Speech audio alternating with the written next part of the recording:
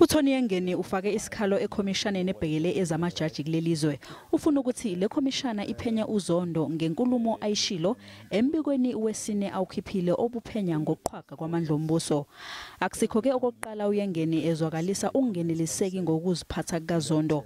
Engxoxweni abanayo neSABC ngaseqaleni kwalonyaka, uYengeni wathi uZondo wenza okungale komsebenzi wakhe ngesikhathi ephendula ngokwashiwo yilungu leANC uLindiwe Sisulu ngesikhathi ebhale incwadi eyaba undabamlonyeni eyayithinta ukusebenza kwezobulungisa kulelizwe.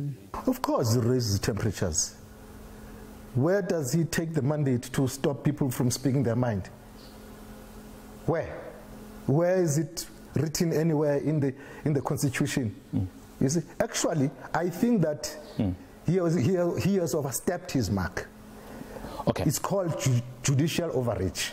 Engxoxweni ekhethekile abanayo neSABC malungana nokuziphatha kwamajaji, uZondo wathi amajaji anakho ukuhlaselwa abathile ngaleko kuba nobufakazi obuphathekayo ngeintsolo zabo. Some people accuse the judiciary in general or certain judges, individual judges, of bias or of favoring certain groups or individuals. But not because they've got facts to back that up with, but because they want the judges or the judge to be concerned next time he or she must make a decision.